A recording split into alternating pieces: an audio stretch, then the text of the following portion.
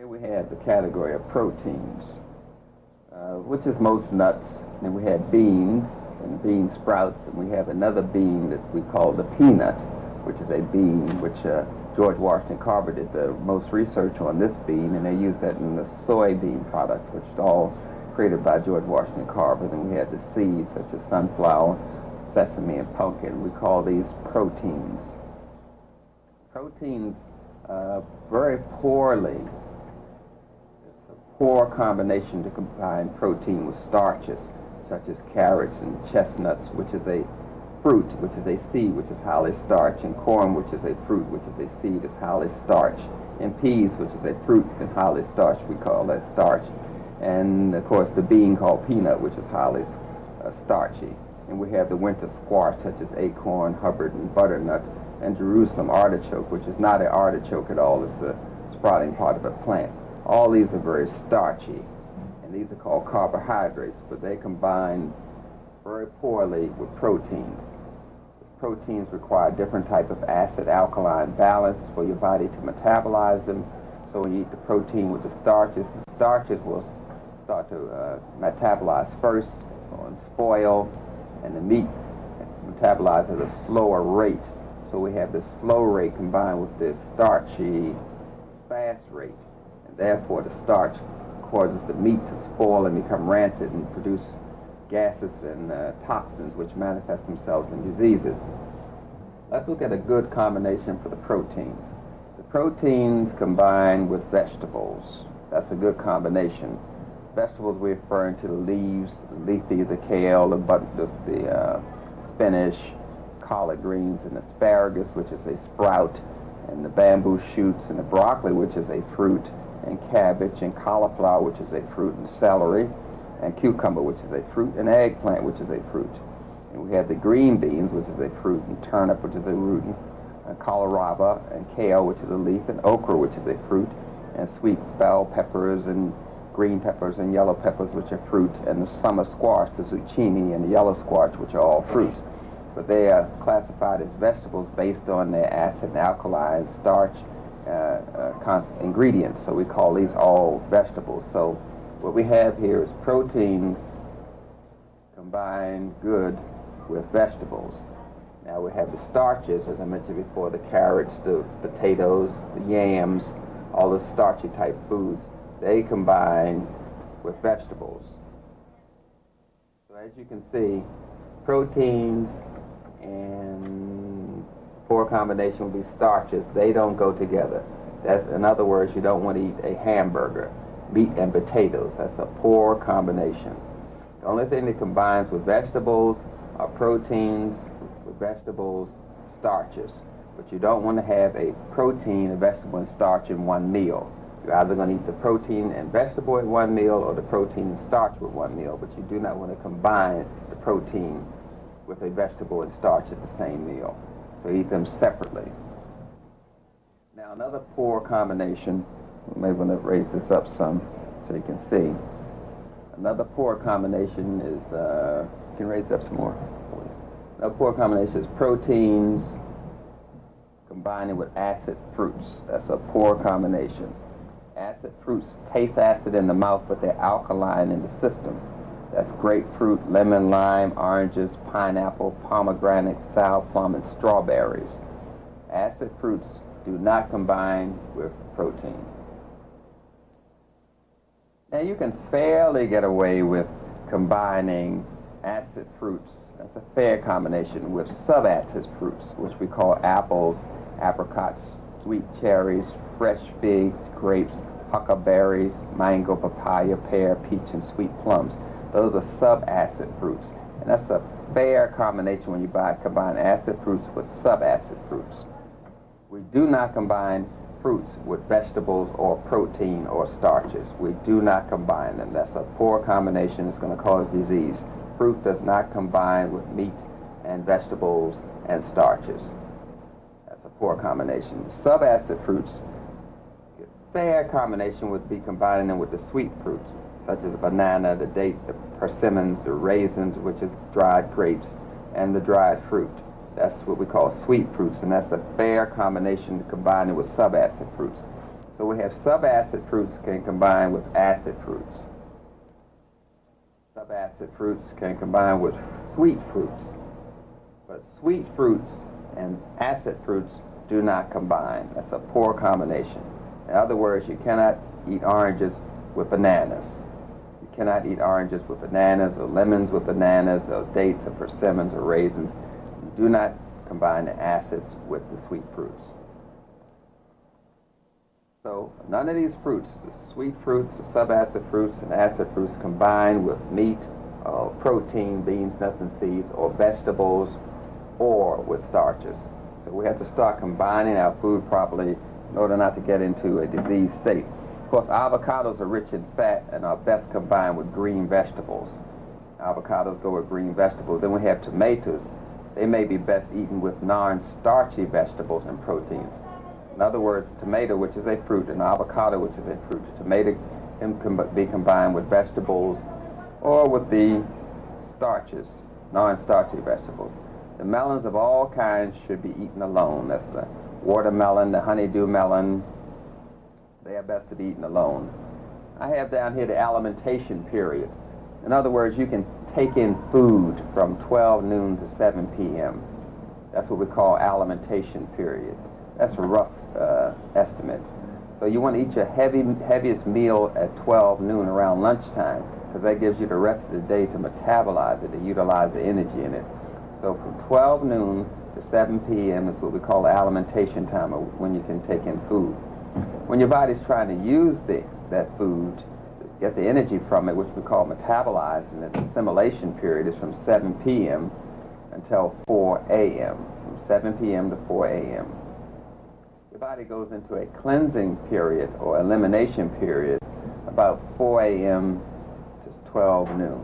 So your body's doing cleansing at 4 a.m. in the morning to 12 noon, so we should be eating cleansing things, such as the acid fruits, the subacid fruits, and the sweet fruits. They are cleansing. All fruits are cleansing, so we can use the fruits during the cleansing phase. That's why you have the cereals in the morning, the seeds and things of that sort, because they're part of the fruiting part of the plant. So we're trying to eat the fruits in the morning, but we don't want to combine strawberries with wheat or fruits with the cereals, because that's a poor combination of combining fruits with starches. So we don't want to put fruits on cereals. We can use the cereals such as corn flakes or wheat flakes and use soy milk or almond milk or oat milk, but we can't use a cow's milk with it because that's a wrong combination. Human milk or animal milk does not combine with food. That's a bad combination. So we have these major circadian rhythms of the body. From 12 noon to 7 p.m. is alimentation, from 7 p.m. to 4 a.m. is assimilation, and from 4 a.m. to 12 noon is elimination. So we don't want to eat late at night because your body's trying to assimilate. So when you start eating at night, you're throwing your body back into the alimentation period, which means you're going to cause constipation. So about 4 hours are needed for the food to pass out of the stomach and into the small intestine. So we want our stomach empty before we go to bed. So if you were to eat your last meal at 7 p.m., then your stomach wouldn't be empty until 11 p.m. that night. So you'd be going to bed at 11.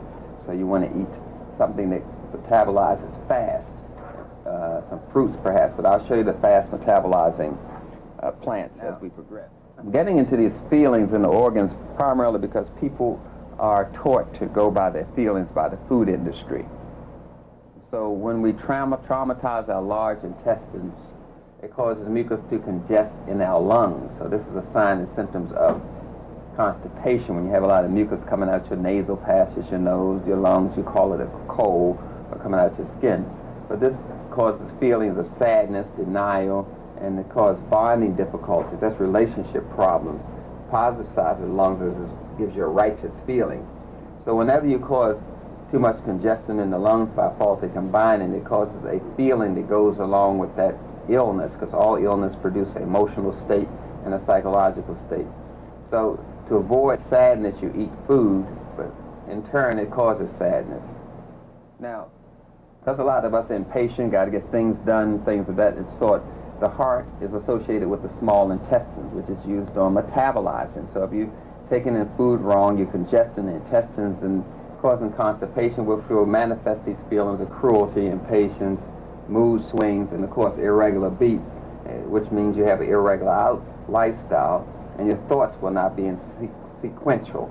And that indicates an eating disorder, which causes the mood problems, and the heart's associated with honor and joy. So again, when you combine foods improperly, it causes you to have impatience and cruelty and mood swings, and then you eat food to medicate yourself from the damage you caused by the wrong combination, and that causes the mood swings. And to avoid mood swings, you eat more food, so you're in a cycle where you're chasing your own tail, basically. Now, the kidney is trying to deal with 4 times more cellular waste, 4 times more waste than the liver does. So when the kidneys are flushing out and distinguish between the healthy blood cells and the cells that are not healthy, you know, making a choice for you, and you get it all sluggish with a whole lot of sludge from the wrong food combination, it causes anguish and fear and indicates unresolved issues. So when you have unresolved issues or problems in your life, you will cause your kidney emotionally to become diseased. So a diseased kidney indicates unresolved issues in your life. Then we turn around and eat something that stresses our kidney more and causes unresolved issues to manifest even higher. Then the liver causes depression. Each organ is associated with a state of consciousness and a mood. So when we're eating a lot of chemicals such as bleached white flour, white sugar, or drugs, they traumatize the liver and causes depression and cause your energy to be unstable, because the liver feeds the brain and helps you keep a steady energy state. And it causes you not to be able to have as much kindness as you may want to have. So when you feel depressed, you eat, and then the constipation causes more depression, and then you're back into it. So we have to be aware that these feelings are associated with food. Now I'm going to take you through breakfast. Here we are eating breakfast, right here. The stomach is full with breakfast. You follow me? Then after dinner, before breakfast residues are entering the colon. See, after dinner, now your breakfast is entering the colon after dinner. This is dinner here. Then sometimes people have a little supper, so they have breakfast and dinner in the colon. Here's breakfast, and here's dinner. And then we're eating a little supper there. So we have the breakfast residue that's still in the body, hasn't discharged. Breakfast residue discharges before going to bed, so now the breakfast is out of the stomach, out of the colon, but you still have the residues from supper beginning to enter into the colon. See, we have the stomach is here, small intestines where the food goes and all the energy is extracted. Then we get into the large intestines, which we call the ascending colon, transverse colon, and descending colon, and then this is the rectum right here, and the anus is there. So now you see how the progression it is. We lost breakfast, then we still have dinner, and there's supper.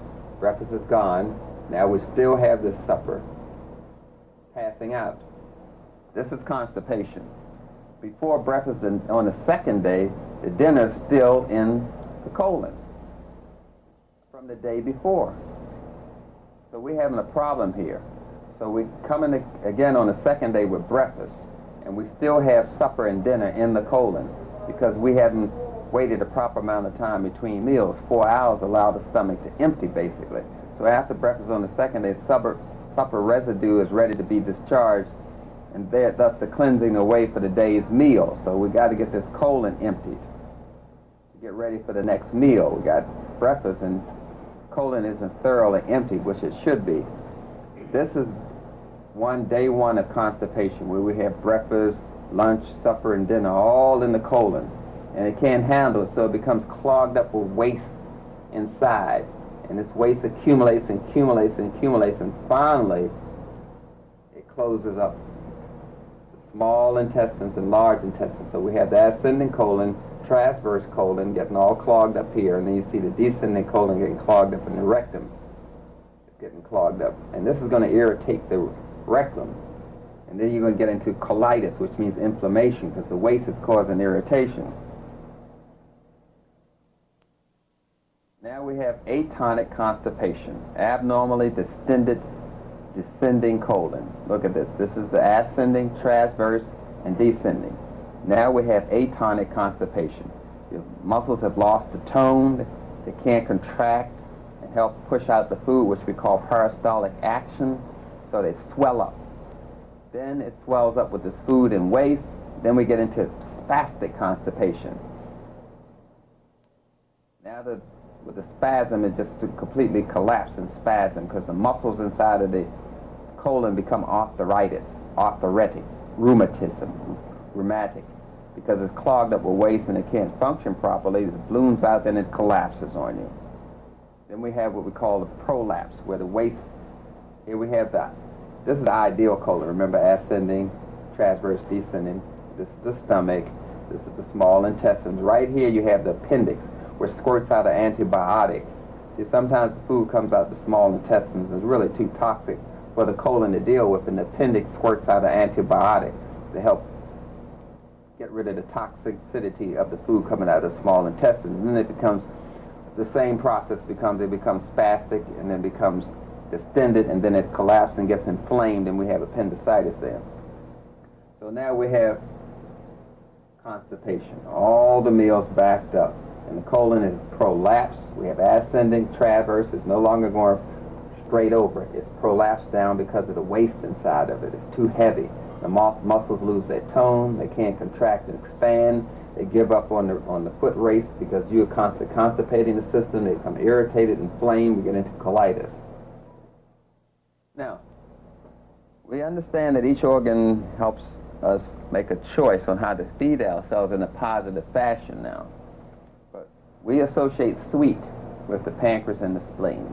Someone who's eating a lot of sweets, they're having a craving. The pancreas is calling for the type of energy you need, but then you eat the wrong type of sweets like white sugar products or syrups of sort, which is too much sugar at one time. You need about 3 or 4 pancreas to deal with white sugar. So we have the pancreas and the spleen associated with sweet. Here's some of the signs and symptoms of some problems with the pancreas and spleen.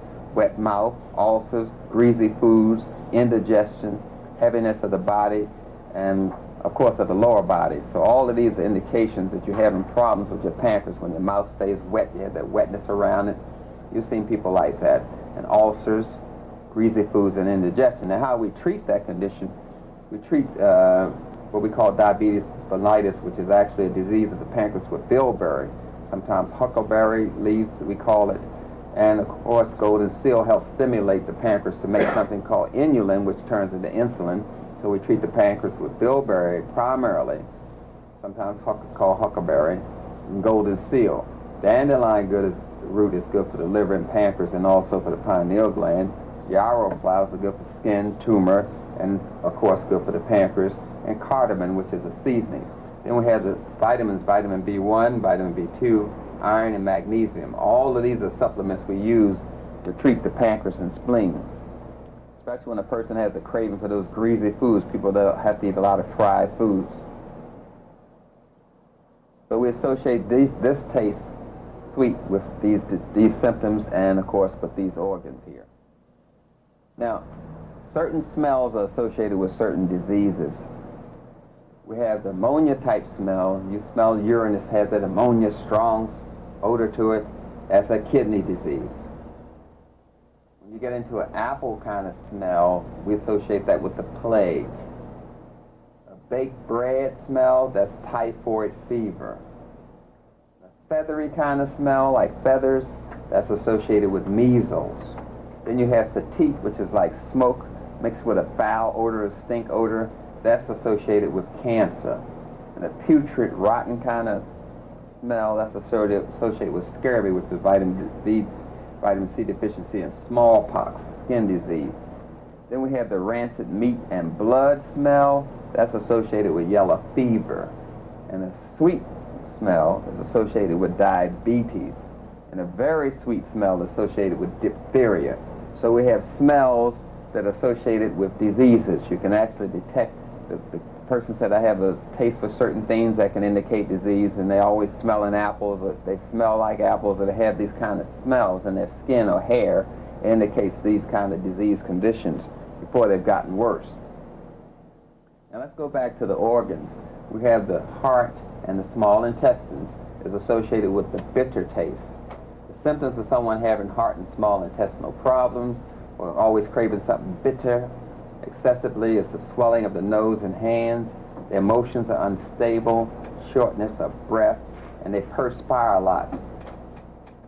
The herbs and supplements we use to treat heart and small intestinal problems, hawthorn berries associated with treating the heart, It helps regulate the rhythm, give it strength. And we have motherwort that's used for the heart, and gotu kola, bayberry, the B complex, vitamin C and E and K, potassium, magnesium.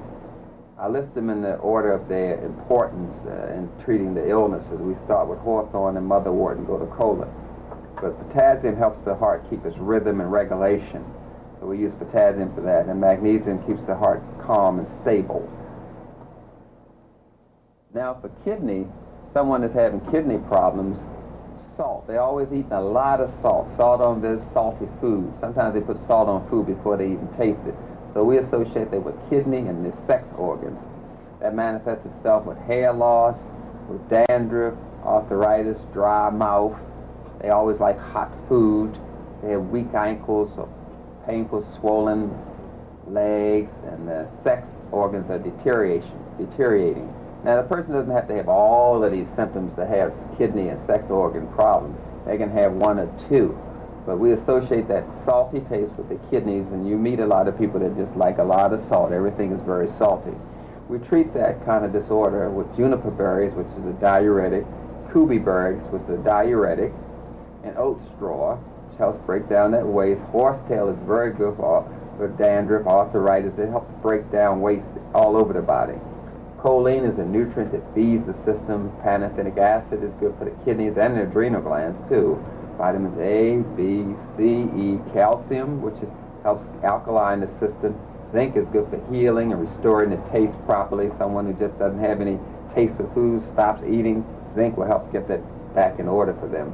Iron and chromium, which is very good for diabetes mellitus also. And we use that to treat the kidney disorder, that craving for salt. Now we have the liver, which is associated with sour taste. Someone likes a lot of sweet and sour tasting foods. The symptoms of liver problems are cataract, weakness, because you get that steady energy state from the liver. They're overheating, they have insomnia, sleeping problems, the pain on the right side, nausea, and they like it cold. And sometimes their hands will sweat a lot, or their feet will sweat a lot. That indicates liver problems. Generally, the liver gives you that energy, that steady energy state, which helps you not to feel weakness and helps you have sleep, because you require energy to sleep. Now we treat the liver with milk thistle, Oregon grape, dandelion root, wild yam, which is also good for birth control and good for estrogen. Some ladies use wild yam cream on their skin to help them with hot and cold flashes or menopause or anything related with female kind of diseases. Chaparral, which is a good blood cleanser. Vitamins A, K, because K is made by the liver, and vitamin E. Inositol or phosphatidylcholine is used to treat the liver, niacin, and iron. So we associate the sour odor with people's skin or hair or taste with them having a liver problem. And of course, these are some of the primary symptoms of liver problems. Then the large intestines, which can get clogged up and not produce the amount of energy you need. And also, large intestines are responsible for recycling the water, bringing it back up to the lungs, so the lungs can use it to get the air back into your system so it can carry the nutrients around. So we have the lungs and large intestines associated with that pungent taste. Pungent taste is that kind of taste you get from ginger or garlic. It's a little pungy, kind of sharp or hot taste, but it's not really hot. It's just pungent. Symptoms of lung problems or large intestinal problems is mucus. Remember, the large intestines help recycle water. So when that's down and not functioning properly, you can get mucus congestion, loose stools, cracked lips, especially on the right side, cramps, never thirsty. Just never know when they are thirsty, and hemorrhoids. The herbs we use are mostly those for mucus, or colds as we call it, colds, flus. These are the herbs that are used for colds. Horehound, lobelia, used for asthma. Elecampane used for cold, mulleins used for colds and skin, colt's foot. Then we have comfrey that's used for colds and torn skin, ligaments, bones also. Vitamins A, C, D, E, and biotin and potassium and iron are the supplements we use to help a person that has that pungent kind of odor or taste for food all the time, and having lungs and large intestinal problems. Now you have noticed that our lifespan as African people at the minimum was 150 years of age. That was the aging adult. Then we had middle age, then we had young adults, and then we had youth. We never had a category called teenager in African culture. That's something the Europeans kind of produced. They were never able to get into puberty because most of them will usually die before they even reach 20, so they manifest this new category in here called teenager. In the case of their lifespan was very short. So we have this youth, young adults, middle age, and aging adults, which we call the elders.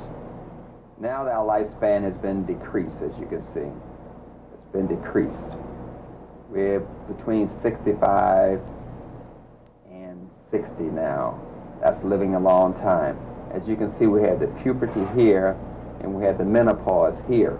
80 years of age in African women. Now menopause is occurring in 40.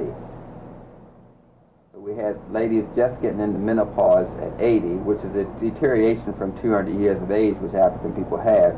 So African ladies were still having children at 70. And with menopause was all the way up here at 90, between 90 and 100 before we came to America. So our whole calendar's off and our whole way of judging each other's off, because we're not able to manifest the elders as we once had in our civilization. All of this has been taken from us.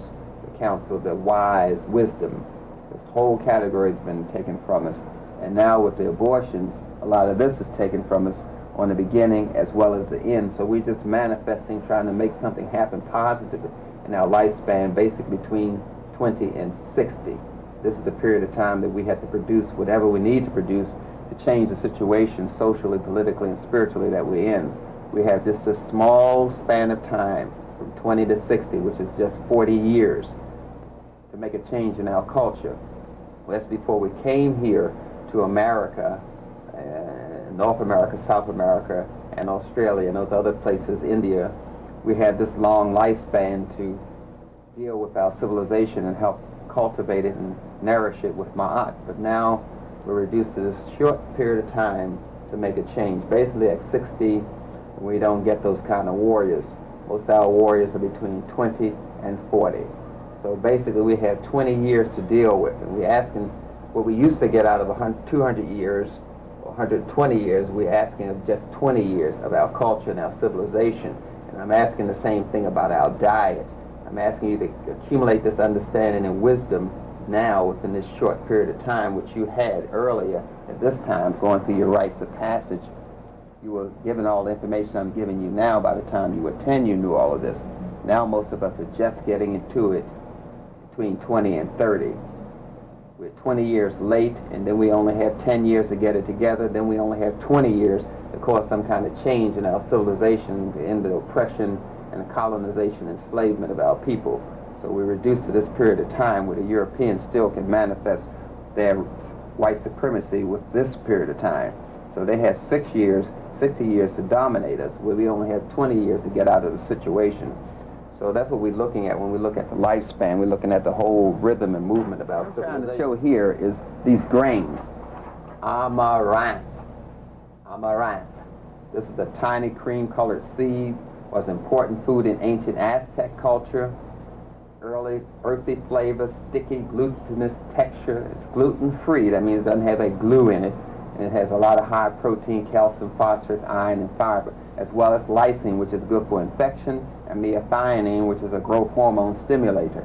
So we want to get away from that wheat. It's very acid, causes a lot of bulk. We want to get into amarantha. Here's another grain we want to start eating, kamut. It's a distant relative to wheat. This ancient grain contains 40% more protein than modern wheat. So already we're looking at two grains that have more protein, better for us, the amaranth, the kamut, and then we go to the millet. Millet is a small yellow bean-like grain used as a staple food in Africa. Of course, China and India too. There's a nutty kind of flavor. It's a good source of potassium, magnesium, phosphorus, and B vitamins. It's less allergic than wheat and corn, and it's naturally alkaline. So it's good for people with sickle cell anemia, because it's easy to digest, and our systems are more alkaline than Europeans. European bodies are more acid. We have more fermentative bacteria in our digestive tract. The Europeans have more putrefactive bacteria, which means they're more akin to acid food and meat. We are more alkaline. Then we have quinoa or quinoa. See, this is quinoa. Some people would say quinoa. This is a small disc-shaped seed, was once stable of Inca culture. This is the colored culture, of course. The color ranges from creamy beige to black. Remember that the Incas and the Aztecs were all Africans, and then the other civilizations came in. It has 50% more protein than other grains, the highest levels of calcium, phosphorus, iron, and B vitamins. Quinoa. Then we have spelt. Spelt is a stable in biblical times. Spelt is related to wheat. It's beige kernel, similar to brown white, has a sweet, nutty taste. Also available in rolled flakes. Contains gluten, but is easier to digest and is higher in protein and B vitamins than wheat. So we have to become more aware of these new grains and start using them. Now, let's go over some of these do's and don'ts that I was referring to earlier. Do. Eat only fruits, nuts, and vegetables. I showed you the food combining chart. You should eat them as uncooked as possible, because they're alive and they have enzymes in it. You want to eat live food so you can stay alive. A living food is for a living person. Learn the proper rules of food combining for easy digestion, which we went over. Eat foods at room temperature. You don't want them too hot, too cold, because the body only metabolizes at 98.6. Chew thoroughly. The food should turn into a liquid before you swallow it. Digestion begins in the mouth. Eat foods in their whole form. We do not want bleached white flour, white rice, white grits.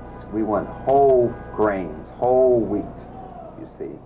Yellow corn, yellow grits. Eat it with the skins on when edible, such as apples and pears. Especially if they're organic, you can eat the skins. Skin is where most of the nutrients are. You don't want to cut off the skin, because most of the nutrients are right below the skin in the oranges and the apples and the fruits. Make your meals look attractive. You want them colorful. It's just like dressing yourself. You want to dress your plate the same way.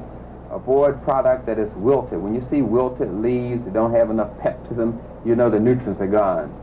Eat only when you're relaxed, not when you're upset, not when you're angry, not when you're in a hurry, not when you're talking, not when you're listening. Eat in a relaxed state. And eat your food as raw as possible, and if you can't do that, eat it slightly steamed. Get a vegetable steamer and put that in your pot and steam your vegetables. Don't boil them, because the nutrients go in the water. Then you throw away the water and you throw away the vitamins and minerals. Eat only when you're hungry. Now, here's a don't. Don't cook your food in any way. If you can't eat an item as nature delivers it, you shouldn't be eating it. You can slightly steam it, but as long as you got to cook it, you know you're in problems, because it's fire that's destroying you. Don't overeat. And some of the things we can't get right, like the beans, they should be eaten partially green. That's when they're ripe. And the banana should have brown skin with spots on it. That's when they're ripe. You should eat it when people say it's rotten. That's when you should eat it, because that's when it's in the proper state. So that stops you from overeating, because you're eating food that's unripe, so you're not getting enough nutrients from it, so you have to eat more. Don't eat when in pain, emotionally upset, tired, or immediately after hard work. You should calm down first. Don't eat immediately after sex or immediately before sex. Don't eat immediately before hard work. You should be calm. Season your foods. Don't do that. They're already properly seasoned by Mother Nature. Adding the salt to it require more potassium, reduce the amount of calcium and magnesium you get to it, cause dehydration. Eat foods that don't eat foods that are strong tasting, such as onions, garlic, radish, watercress, leek, mustard, hot peppers, because they dominate the taste of the food that you're trying to eat, and you don't taste the full flavor of the food. Therefore, you're eating more to get to the flavor which you have buried with onions and garlic. Physical activity. Do. Involve all parts of the body when exercising. Exercise vigorously enough to cause heavy breathing unless contraindicated. Unless you have some kind of physical problem that will harm you if you do such. Make vigorous use of muscles, preferably against resistance. Exercise in fresh air or with windows open when indoors.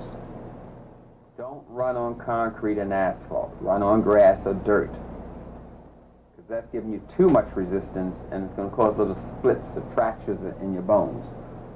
For physical activities, don't exercise to the point of exhaustion. Don't deep breathe without being active at the same time. If you're going to deep breathe slowly and exhale slowly. Exercise. Don't exercise immediately after following a meal. The food has to leave your small intestines, your stomach at least. That takes about 4 hours. Don't prolong muscular contractions beyond a few seconds. Now, the temperature.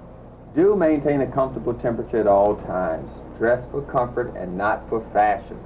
Sort of like in the winter when you have the inside of the house 80 degrees and you're dressing like it's 30 degrees. You should dress for the summer if the temperature's summer. So you should have on summer clothes in the house during the winter and winter clothes for outside. You have to dress according to the temperature and dress for comfort. Don't take hot or cold baths. It should be lukewarm. You take it too hot, you're taking all the oil out of your skin. You're going to get dry skin. Then you get the lotion put on your skin with mineral oil in it or petroleum, which dries your skin. You should take it not too hot. Light and sunshine. African person has to get sunshine to stimulate their melanin. We're sunlight-dependent people. Do expose as much of your skin to light as possible. Before dressing in the morning is a good time. You want to get that sun. You want to look at the sun, not directly but on an angle in the morning to stimulate your pineal gland. We're sun-dependent people, melanin-dominant people. Use natural and not artificial light. As you know, fluorescent light causes cancer. We want to use sunlight as much as possible. Get the sun directly on your skin. Now, some people get full-spectrum light bulbs from the health food store, and some of the office supply stores sell full-spectrum light bulbs and fluorescent light bulbs, and those are the ones you should use because it helps stimulate your pineal gland properly, and that will protect you from radiation and diseases. Proper stimulation of the pineal gland. You can get that from full-spectrum light bulbs and full-spectrum fluorescent lights only. But you want to get sunlight directly on your skin. The rays penetrate only white, porous clothing. Dark clothing will reject the rays. Do use an enclosure to cut off the wind in inclement weather. You don't want the air coming directly at you. You want to deflect it. Do get your sun in cold climates through an open window while indoors, with artificial heat turned on to avoid undue chilling. You still want to get sunlight in the winter. So stand in front of the window. Get all the sun possible daily up to an hour maximum. You can get more because this is written for white people, preferably in the morning or afternoon. Get sun on closed eyelids. Don't remain in the sun for long periods. This is a waste of nerve energy and dries the skin excessively. If you're in the sun for long periods, you should be moving about. You should be dressed properly so you won't dehydrate. You should be drinking enough water, at least a pint or half a pint an hour at the least when you're out in the sun. Don't expose yourself to noonday sun because that's direct. That's ultraviolet rays coming at you direct. It's rather harmful, but your melanin will protect you. Don't use suntan lotion. And don't wear sunglasses. Our ancestors did not wear sunglasses. You may have to wear them today because the light is reflecting off of cars and off of concrete, off of buildings, so you may have to do that just because of the artificial light coming at you. Water, do drink only when thirsty. Drink only enough to quench your thirst and no more. Drink distilled or spring water. Now, some of us are just not disciplined enough to drink only when we're thirsty, so we need to drink about 4 or 5 or 6 glasses a day. It's based on your diet. If you eat a watermelon every day, then you don't need to drink that much water. You have to use your melanin, your common sense, to judge whether you should drink more water or not. If you're eating a lot of watery fruit, then you don't have to drink that much water. But if you're eating processed and cooked food, you have to drink more water because they took the water out in order to make it so you could, to grind up the flour in order for you to bake it, they took the water out. Now you got to put the water in. So cooked food requires more water. So you have to drink water if you can cook food. Don't drink with your meals. Don't drink and eat at the same time. That reduces the ability of the body to get the nutrients out of the food. It waters down your digestive enzymes. So we don't eat and drink at the same time. We drink an hour before meals or an hour after meals. Your posture. Do sit erect at all times. Even if you're sitting on the toilet, sit erect.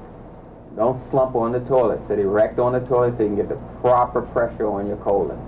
Keep your head straight up while standing or sitting or walking. Don't walk with your head down or slightly down. keep your chin up when you're walking because it helps you maintain your posture. Keep work or reading material towards you instead of moving toward it when engage in sedentary activities. A lot of us bend our head to the book. Bring the book to your head. A lot of us bend our head down to the phone. Bring the phone to your head and keep it up erect. Do cease activity sometime during the day by sitting or preferably lying down. You should have basically what people would call a little nap. You don't have to go to sleep, but just stop being so active for half an hour, as much as you can periodically during the day. 5 minutes here, 10 minutes there. Close the eyes periodically during the day for 5-10 minutes, as much as you can. Close your eyes for a short period of time, or get yourself a nice little break where you close them for 5 minutes. You have to put this into your daily round, your daily activities. Shut out light in the room as well as sound if possible. You have to have a completely dark room when you sleep at night in order to stimulate your melatonin. Rest when you're tired. If you have only a few minutes to rest, it is of value to not resting at all. 10 minutes is better, 30 minutes to an hour is best. But it's better to stop periodically during the day. Even if you're rushing around, say you don't have time, stop and rest for a moment. Don't read or watch television while resting. That you're not resting because you're working your brain. Rest is rest. Sleep. Go to bed early. You may have to take some chamomile, catnip, or valerian, or kava to help stimulate your sleep so you can get a proper rest. Select a dark, quiet, well-ventilated room for sleeping. Maintain a comfortable temperature. Practice a few moments of mental and physical quiet before going to bed. You should do that before you eat. You should do that before you read something. Always get yourself in the right state of mind, the right mood, state of consciousness. Don't eat an extra meal before retiring. If you do that, then you're keeping your body up all night trying to deal with the food that you have. Your clothing. Do buy clothes of porous materials such as cotton. I suggest you buy cotton only. No synthetic clothing. Stops the air from getting to you. It also causes static electricity, and you can hold a lot of electromagnetic vibrations to your skin and it'll get absorbed by your bones or radiation. The synthetic material does that. Cotton won't do that, so it's best to wear cotton and cotton only. Wear light-colored clothing, especially during the summer. During the winter, you may want to wear dark clothing because it helps hold in the heat. Don't wear constricting clothing such as girdles, tight belts, tight stockings, jockey underwear. It's too constricting, especially with men. It doesn't allow the testicle to go up and down and keep regulating the temperature of the sperm. So we don't want to wear the jockey. We want to wear boxer underwear. Women should not wear synthetic panties. They should wear cotton panties so to get the proper air to the vagina, and it reduces the amount of infections and diseases of the reproductive system when you wear cotton. Clothing made of synthetics, don't wear it. Just don't wear it. Now we're getting into expression of the emotions. Do find something about which to be happy every day. Feed your emotions daily with good thoughts. You may want to do some positive affirmations, some positive meditation, pleasant sights and sounds, kind words, kindly touch, good deeds. This is feeding your emotional mind properly. Do couple negative emotions such as fear, grief, or anger with physical activity. You want to discharge the negative things out of your system, so you may want to do something to discharge the fear in a physical way. Do keep negative emotions at a minimum. Negative emotions, your body is built to deal with it. Your body is built to deal with acid. There's nothing abnormal about it, just how you use the negative emotions that make them harmful and how you use good emotions that make them harmful. You got to get back to a zest, a good feeling for life, a monotonous feeling for life. So do pursue some constructive, objective things. Something will help reconstitute our culture, rebuild ma'at, justice, reciprocity, peace. We have to do that daily, which will be practicing the principles of Kwanzaa. Engage in some activity which gives you fulfillment. Now the air. The air mostly indoors is more polluted than the air outdoors, actually. But do get as much fresh air as possible. Allow ventilation to maximum extent when indoors. You want to keep the room well ventilated, keep the fresh air circulating. Do walk on streets which have less vehicular traffic. That means not a lot of traffic. You don't want to walk in streets where the cars are going up and down, because you're breathing in a whole lot of waste, getting your lungs heavy, loading up with heavy metal, which is going to in some way cause a disease, basically cancer. Do ensure that indoor air is free from contaminants such as sprays of all kinds and circulated dust that sometimes occurs when vacuuming. The dust you see is mostly dead cell particles from your skin in the air, actually. Don't breathe through your mouth. Breathe through your nose, because it allows your body to filter the air so you can get the proper ventilation in your lungs. So the air has to be filtered. That's why you have hair in your nostrils. Help filter that air. Don't breathe excessively cold air if at all possible. Now, you don't want to be around tobacco or marijuana or maybe incense too, because that's too much smoke. Don't permit smoking in your home or in a private office, or if you have one, don't have any smoking around you whatsoever. Now, let's further look at the do's and don'ts. Let's look at the herbs and spices. Know your condiments, the irritating, stimulating, harmful ones. The irritating, stimulating ones would be peppers, the hot peppers, the horseradish, the mustard, and of course the hot pepper. That's the irritating to the digestive tract. I'm not talking about to your taste, your tongue. I'm talking about what they do inside of your body. The strongly aromatic, irritating herbs, cloves is a good purifier. It's good for a medicine, but it's not good to season your food with it. Ginger is good for swellings, which we call edema. It's good for nausea and vomiting. It's good as a medicine, but not as a seasoning. This is where we get into the problems when we start using these herbs, which are medicines, medicaments for seasonings. They are medicines. Paprika Hungarian, which is very strongly aromatic but irritating. Now we get into the slightly irritating herbs and spices. Allspice, the ness, which is good for digestion. The cassia, which is also good for the liver. The cinnamon, which is bad for your reproductive system but good for your digestion. The cumin, which is good for your liver. And the mace and the nutmeg. These herbs have medicinal properties, but they're irritating when you use them as a spice to constantly put them on your food. You should look at them as a medicine and use them that way. Sweet herbs, which are not irritating, are your bay leaves, your caraway seeds, your dill seeds, your fennel, your garlic, your marjoram, your paprika, that's the Spanish type, which is highly colored, your parsley, which is a diuretic, your peppermint, which is good for your nerves, your saffron, which is good for lactic acid waste in your muscles, the sage, which is good for your hair, and it's a drying agent, helps clear up mucus congestion, your savory, the celery salt, which uses a combination of celery and sea salt. I recommend you get away from salt as much as possible. The chives, the mint, the onions, oregano, the spearmint, the thyme, which is also good for headaches, by the way, and of course the turmeric, which is good for the liver, and wintergreen, which is good for the nerves. Ingredients in mixed spices: poultry season and curry. They have a lot of herbs in it. These are mostly combinations: your allspice, your marjoram, your nutmeg, your sage, your savory, your thyme. All these are found in what we call poultry seasoning. In curry, we get the cinnamon, the cloves, the coriander, the ginger, the mace, the nutmeg, the pepper, and the turmeric, which helps make things look yellow.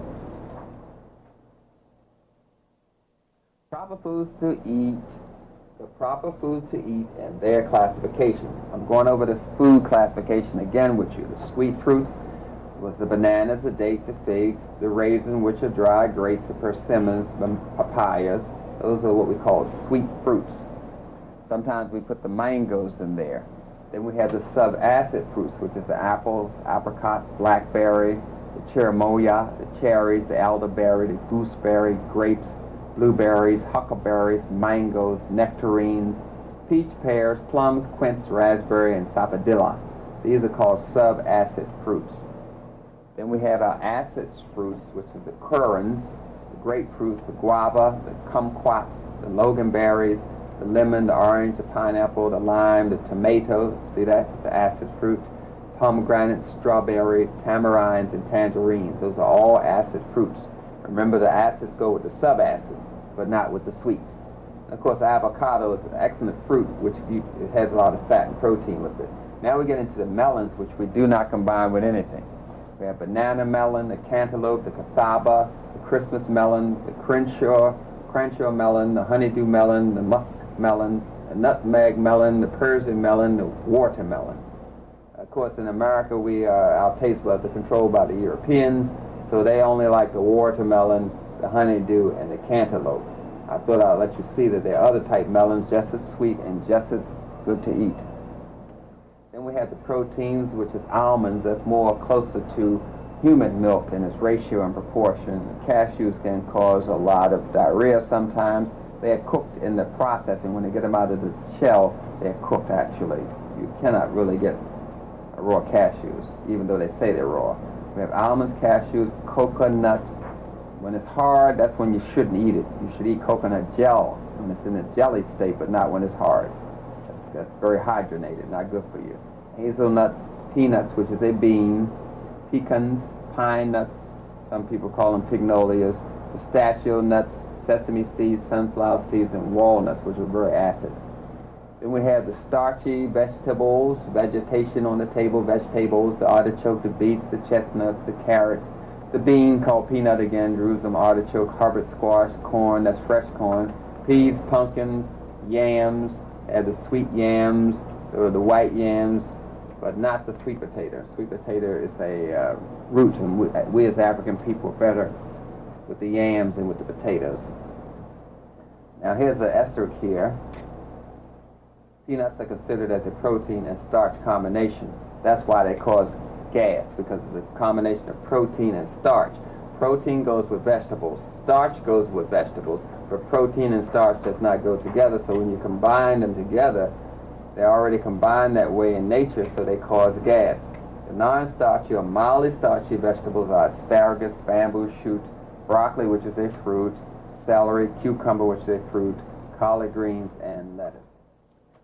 Going back over this food combining, because you must get this together here, because this is where most of us get our problems from.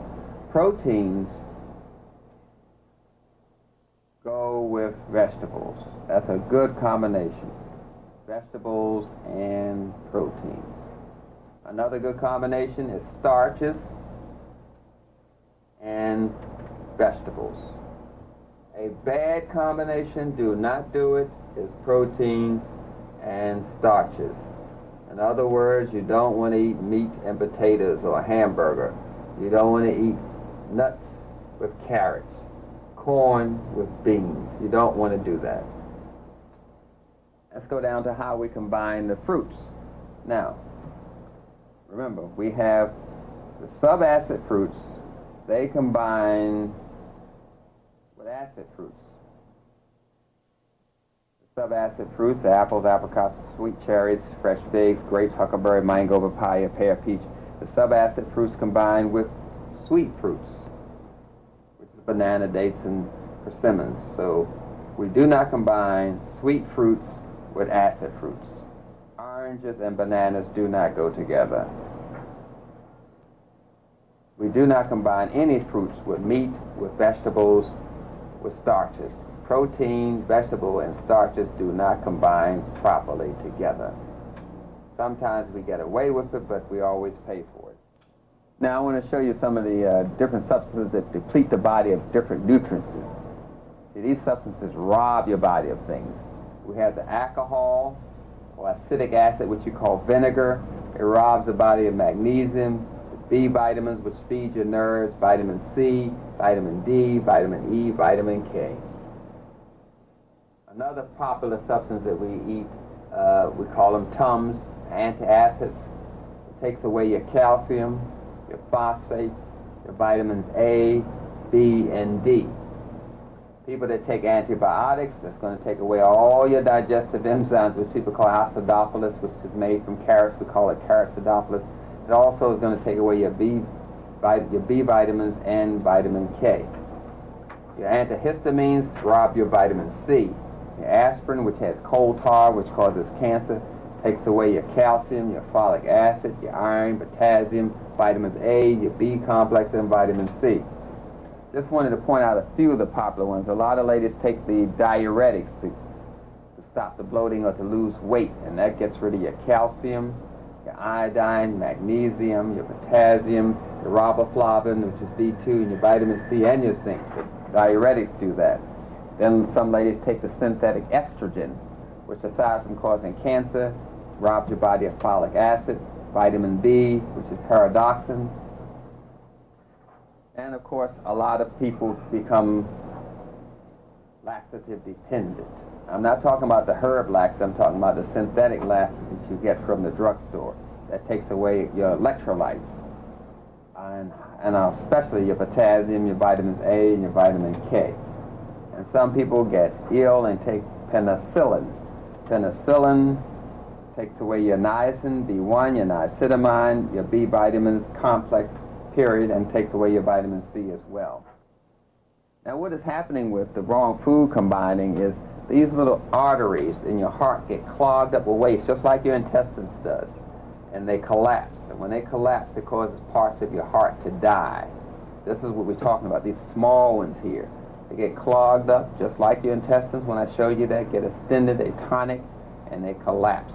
And therefore, you don't get any food in this part of your heart, and that part of your heart dies, and the people get bypasses where they replace this vein with something plastic, but they keep eating the same diet, and therefore, the same problem arises once again. I just wanted to show you what we call a normal stomach. It's just an imagination drawing of the Europeans.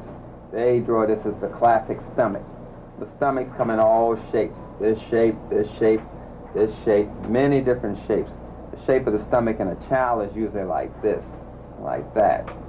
And then later on it starts developing this ballooning out effect. But it's basically a hot air tube, and it comes in various shapes. So we keep thinking our stomach looks like this, but that is not true. Each zodiac sign has a different stomach.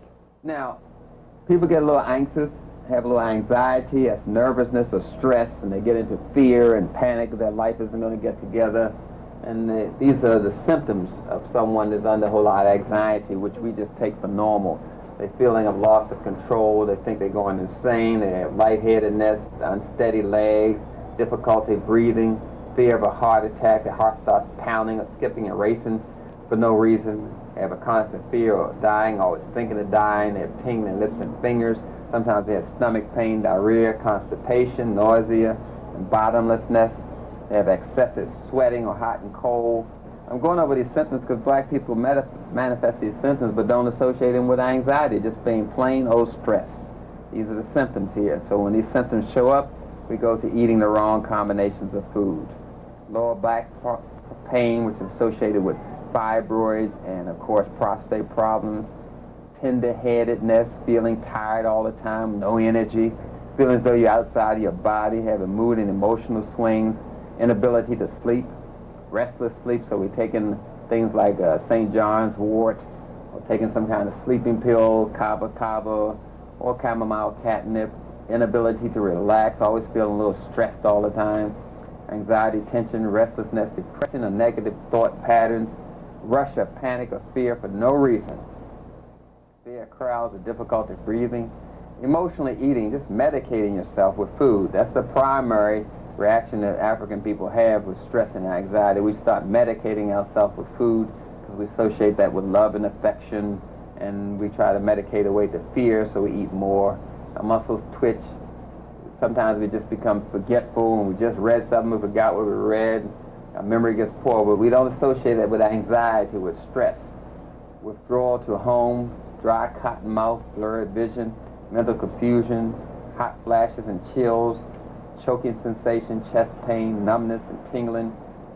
Some people get fear of darkness, like to have a well-lit house all the time, even they leave home, they leave a light on. Increased perspiration, flushed face, and constant gas, indigestion, and fear. Now, chronic fatigue is premature aging. If you're tired all the time, you are aging. Now, this is a balanced oxidizer chart. The balanced oxidizer has levels of its minerals that are almost perfect. See, we have the calcium, the magnesium, the sodium, potassium. That's a balanced oxidizer. The most powerful of all oxidation types has an oxidation rate that is just right, not too fast, not too slow. Balanced oxidizers are potentially the most productive people of all. Their bodies provide them with a steady, controlled, constant release of usable energy. They are happy, content, open, and uncomplicated. They possess an inner calm and steadiness. This is what we call a balanced oxidizer. Then we have the slow oxidizers here. As you can see, what we associate with a slow oxidizer, they had the calcium up too high, magnesium is low, sodium, all this is not balanced. It's all jumping around. The slow oxidation, meaning you can't get the energy out of your food, excessive fatigue, depression, dry skin, poor skin tone, acne, digestive problems, migraine headaches, constipation, overweight, or allergies, anxiety, low blood sugar, we call it hypoglycemia, which is a reaction to eating white sugar or syrup or honey, diabetes, deterioration of the bones, which we call osteoarthritis, heart disease, muscular dystrophy, the wasting away your muscles, multiple sclerosis, the hardening of the muscles, and asthma. All this is associated with the slow oxidation. These are just a few of the health conditions. There are a number of different types of mineral imbalances associated with slow oxidation. This explains why some slow oxidizers may experience some conditions and why other slow oxidizers may experience other conditions. It is important to stress that all of the above conditions can occur with fast oxidation, only they are caused by different biochemical reasons. Again, chronic fatigue is premature aging. That means that the minerals are not balanced. You can eliminate this by eating properly. Then we can start getting into using food as medicine as it originally was used for. See, we have arthritis here. And these foods over here are the foods we use for the medicine for arthritis. Asparagus, beans, beets, blackberries, cantaloupes, cherries, collard greens, cucumbers, dandelion greens, dulse, which is a sea vegetables, endives, gooseberries, grapefruit, kale, mustard greens, okra, oranges, parsley, pineapple, pomegranate, pumpkins, quince, rhubarb, spinach, strawberries, sunflower seeds, tangerines, turnips, and wheat. All of those are used for arthritis. We're into using food as medicine and medicine as food. But that can only occur when people balance their diet. I want to show you some other foods they use for medicine. Say, for instance, sterility, reproductive problems. We have the same foods again, the apricots, asparagus, the beans, the beet greens, the broccoli. We can use these foods as medicine only and only if we are eating properly and combining our food properly. We don't have to rely on the herbs anymore. We have the foods. And here's a very popular disease among the African people, diabetes. We can use cabbage, celery, dandelion greens, endives, olives, parsley, soybeans, strawberries, and tangerines to treat that condition. Only if we're combining food properly can we use food as a medicine. Let me show you the digestive time of foods. Quick ones. A quick one is parsley. It's a diuretic, of course. It takes an hour and a half for you to get the energy out of it.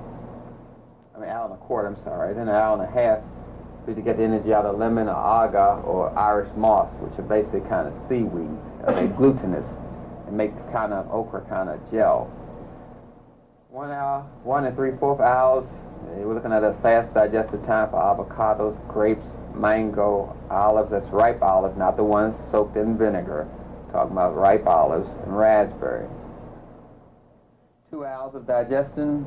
The body, these are foods you metabolize very quickly. Blueberries, sweet cherries, grapefruits, oranges, raisins, coconut milk, that's that watery kind, not the one that's white, artichoke, beet greens, garlic, potatoes, tomatoes, and brown rice. It takes 2 hours for you to get the energy out of them. 2 1/4 hours, figs, fresh pears, pineapples, strawberries, asparagus, carrots, and cauliflower. Now, lettuce, of course, is included. Now we get 2 hours and a half of digestive time to get the energy out of these. Blackberries, dates, figs, that's dried figs, gooseberries, fresh peaches, almonds, dandelion greens, leeks, mushrooms, okra, lima beans, and white rice. White rice, of course, we're talking about basmati. I'm not talking about bleached white rice, which is constipating. Now, 2 3/4 hours, fresh apples, fresh apricots, currants, dried peaches, plums, watermelons, chestnuts, coconut meat, fresh, pecans, pignolias, beets, docks, summer squash, and wheat bran. 3 hours, banana and guava.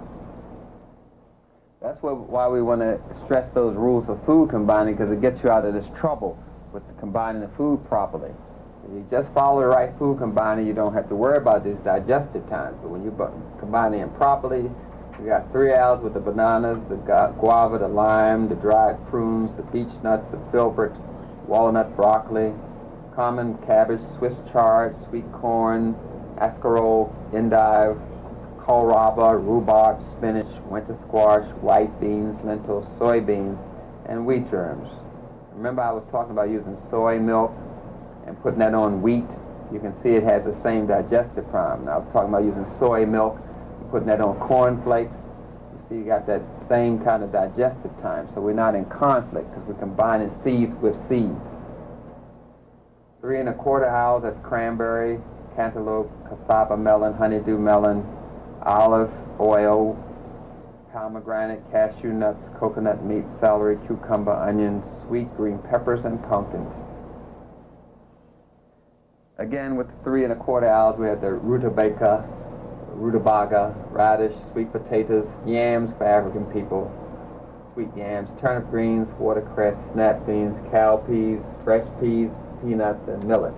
3 1/2 hours of digestive time, safflower seed oil, sesame seed oil, celery, eggplant, mustard greens, parsnip, dried peas, soybean oil, rye grain. Slowing down the digestive time, as you can see, 3 1/4 ounces, persimmon, quince, red cabbage, barley, wheat germs. So you can see right here we have the right food combination. We have barley, which is a starch, which we can combine with red cabbage, or barley we can combine with wheat grain, I'm sorry. So we're looking at these combinations. Remember I was talking about putting the melons together, honeydew melons combined with cassava melons, with watermelons, we combine all the melons together. So right away we can see how the food should be combined properly. You're making a salad, you can use cucumbers, which is a fruit, with celery, you see, and you're not getting into any problems there because they have the same burning time, as we call it. Now 4 hours, we have Brussels sprouts, which is cabbage, horseradish, and turnips. They all take 4 hours to metabolize. Now we have acid and alkaline producing foods. Acid producing foods representing the total cc's of acidity over base per 100 grams. That's just a scientific way of how they establish what is acid. Now let's look at what is acid. Bleached white flour, white bread, very acid. Whole wheat bread, acid. Corn, acid. Crackers, acid. Eggs, meat, fish, beef, pork, chicken, veal meat, oysters, oatmeal, peanuts, and rice. All that's acid. And none of these we should be eating. We shouldn't be eating the white bread. We shouldn't be eating the crackers. We shouldn't be eating the chicken fetus, unborn chicken, just cracking the egg and killing it and frying the unborn chicken in a pan. You shouldn't be eating fish, because if you're a natural fish eater, you should be able to digest the scales. And all natural meat eaters eat the meat raw, and they can digest. They eat what's in the stomach, they eat the bowel movement, they eat the tongue, the brain, they eat everything of the meat. They eat the feathers. They're able to deal with all of this raw. So we shouldn't be eating this anyway. In oysters, we are not built to dive under the sea and sit down there and eat the oysters. We're not equipped to do that. Some things just don't make sense. So a lot of these acid foods we shouldn't be eating anyway, to tell you the truth. Now we're getting into the alkaline type foods. Remember? Alkaline. Alkaline is female, acid is male. Alkaline is serotonin and melatonin, acid is serotonin. Alkaline foods: almonds, apples, asparagus, bananas, dried beans, lima beans, beets, cabbage, carrots, cauliflower, which is a fruit, celery, chestnut, which is a fruiting part of the plant, currants, which is a fruit, lemons, lettuce, cow's milk, which is acid after they process it, so you can't eat that, muskmelons, and of course, you know, cow's milk is not combined with anything, so there's nothing much you can do with it. The ash of some of these foods is alkaline in nature, but because they contain hippuric acid, they increase the acidity of the body. So a lot of times when you take the foods, they're acid, they're alkaline, but after they're processed by the body, they produce too much acid. And that's what we're looking at.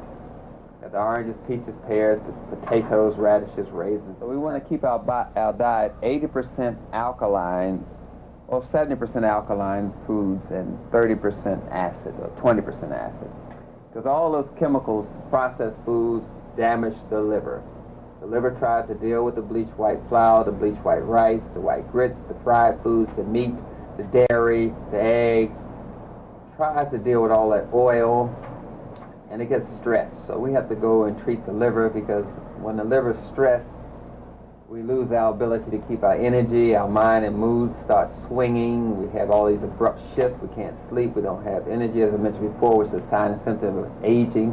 So we treat that with silymarin, or milk thistle extract.